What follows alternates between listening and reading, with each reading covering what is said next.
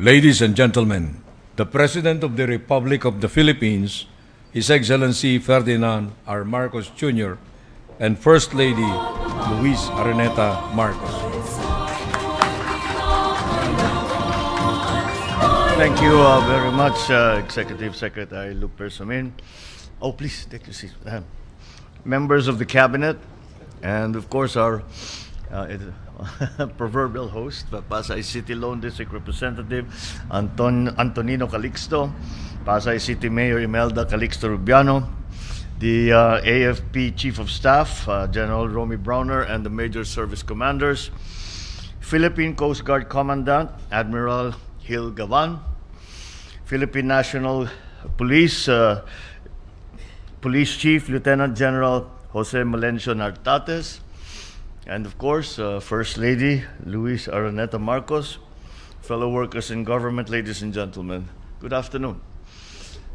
I depart now for Gwangju, Republic of Korea, to attend the 32nd Economic Leaders Meeting and related activities upon the invitation of President Lee Jae-myung. We must recognize the immense economic gravity of the APEC region. It accounts for nearly 46% of global trade in goods and commercial services and generates roughly 61% of the total global GDP. This means that the growth and stability of this region are directly tied to the opportunities and welfare of all Filipinos. So given these high stakes, this gathering is imperative. We convene at a critical juncture defined by evolving geopolitical landscapes, supply chain disruptions, threats of climate change, and the urgent need for equitable and inclusive growth. The ROK's theme for APEC this year is Building a Sustainable Tomorrow, Connect, Innovate, Prosper. That is strategically aligned with our own national development agenda. So we are committed to aggressively ramping up physical and digital connectivity, accelerating digital transformation for competitiveness, and ensuring stable and equitable prosperity for all Filipinos.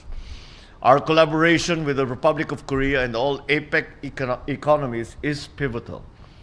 We will forge deeper ties around our shared goals and objectives, including fostering AI-driven innovation, enhancing cultural and creative industries, and proactively addressing demographic challenges.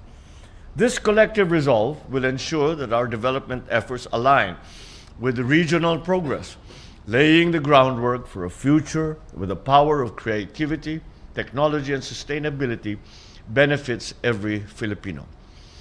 Consistent with our long-term vision under Ambition 2040, our engagement with the leaders of the economies of the Asia-Pacific region will be focused on actionable areas. Number one, to guarantee equitable access to digital services and financial inclusion, particularly in underserved rural areas. Also, advancing seamless movement of goods and people through investment facilitation and infrastructure development. Promoting as well supply chain resiliency amid shocks and crises. Promoting digital literacy and skills development for our micro, small, and medium enterprises, women, and other segments whose full economic potential can be realized through digitalization. Aligned with our goal to boost investment promotion and industry development, I will be delivering a special speech at the APEC CEO Summit, an annual gathering of top CEOs within the APEC region. And through this, I intend to showcase the Philippines' commitment to fostering economic partnerships and promoting a favorable business climate, aligned with our government's vision of building a strong, innovation-driven economy. Among others, we will highlight how we are pursuing digital transformation as a core pillar of our development, fully recognizing the potential of new technologies to unlock a more prosperous and resilient future. Coming from the successful 47th ASEAN Summit this week, we will also lobby for stronger collaboration with regional partners, including ASEAN, in driving and achieving our shared objectives for a sustainable, technologically empowered, and inclusive future. As the chair of ASEAN for 2026, our goal is to impart that working silos impede the region's potential. Real growth and lasting prosperity are achievable when we break down barriers, share knowledge, and collaborate across sectors, industries, and communities. On the sidelines, I look forward to meeting with Korean business leaders to deepen trade ties, attract investment, and strengthen people-to-people cooperation. I want to use this moment to reaffirm a core truth to the international business community. The Philippines is not merely ready. We are a reliable, forward-looking partner in the Asia-Pacific. Invest in the Filipino. I also look forward to meeting our vibrant Filipino community in Busan for the first time, where our fellow countrymen continue to thrive and make meaningful contributions to the city's socio-economic growth, further strengthening the enduring people-to-people ties between the Philippines and the Republic of Korea. I am fully confident our participation in the APEC Economic Leaders Meeting will produce concrete, meaningful outcomes that enhance cooperation, drive connectivity, and promote inclusive prosperity. So, alongside our efforts to strengthen the Philippines' regional foothold and attract investment, we continue to cleanse our bureaucracy of corruption, because only a transparent government can build a fair economy.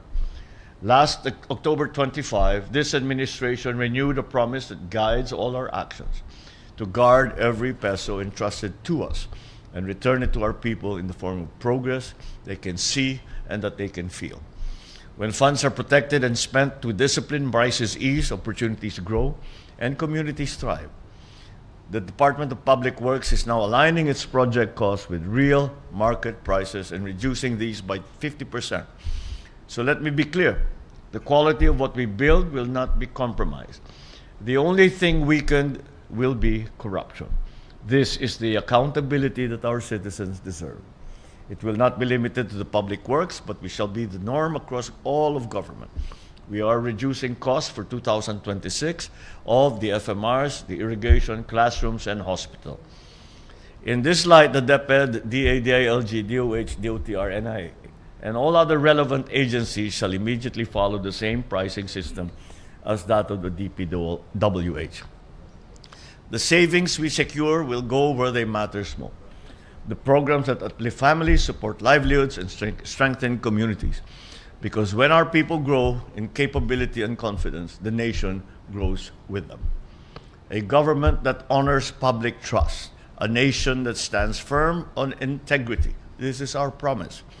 And real change for Filipino today and for all generations to come. But before I end, it is impossible to talk about this APEC meeting without referencing, as we are here today, right now, at this moment, the meeting between President Trump and President Xi that they are presently holding. And the results of those meetings will color and influence everything that we will be doing in the APEC meeting. It is, the world is watching, because this is the source of the largest shock that has entered into the world trade system. And we have to see what the agreements will be coming out of these meetings between President Xi and President Trump. Those will certainly color everything that we will be talking about in this APEC, because the agreements or the arrangements that are made between two of the largest economies in the world will certainly affect every single citizen of the world. And so that makes this APEC meeting a much different meeting from all the others that we have attended, because on the sidelines are the decisions being made on how trade is going to be conducted, certainly at least between the two largest economies in the world, but with a ripple effect for entire global economy. And so that is what we are looking out for. That is what we need to understand. And that is why the world is watching and waiting, as we are. Maraming salamat at mabuhay tayong lahat.